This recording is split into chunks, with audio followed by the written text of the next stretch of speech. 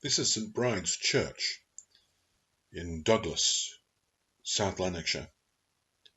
A church has been here on this site since at least the 12th century, and the building now, although no longer the parish church, effectively acts as the mausoleum for this branch of the famous Douglas family.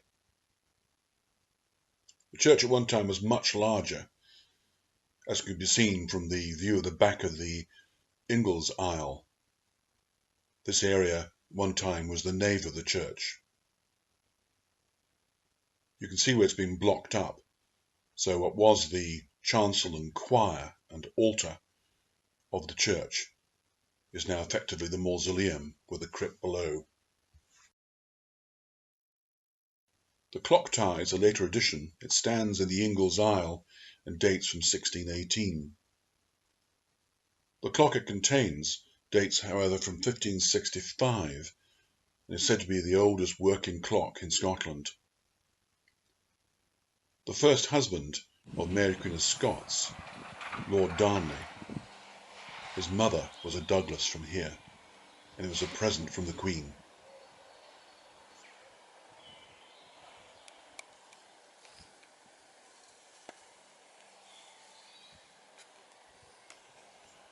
The clock strikes 3 minutes before the hour.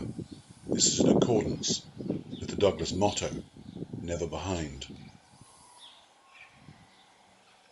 The ruined building extending from the chancel or choir towards the west is known as the Ingalls aisle.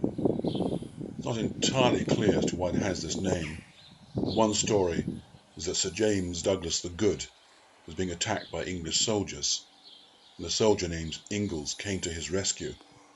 As a reward, he requested that he and his family would be buried under the same roof as his master. The Ingalls aisle contains a number of family burials. Their coat of arms can be seen on one of them. The wall to one side of the aisle was originally a series of arches which opened into the nave. They've now been blocked up, but the arches themselves can still be made out. The church bell is still rung before services in the new parish church. It was only in the 19th century that the ruins here were partly restored and the rest consolidated.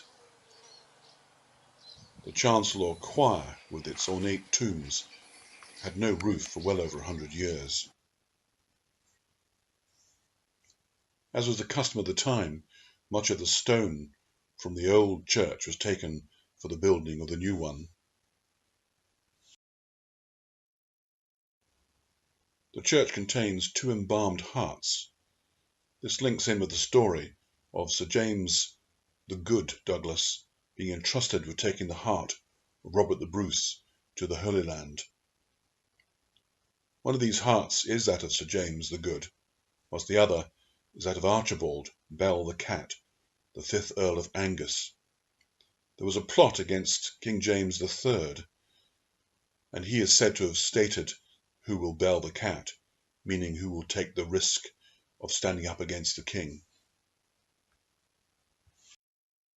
The large tomb on the south-facing wall is that of James the Gross and his wife, Lady Beatrix Sinclair.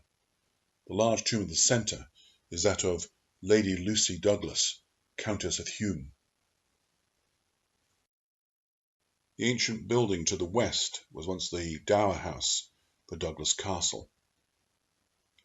The castle itself is then represented by one single tower of a 17th century castle.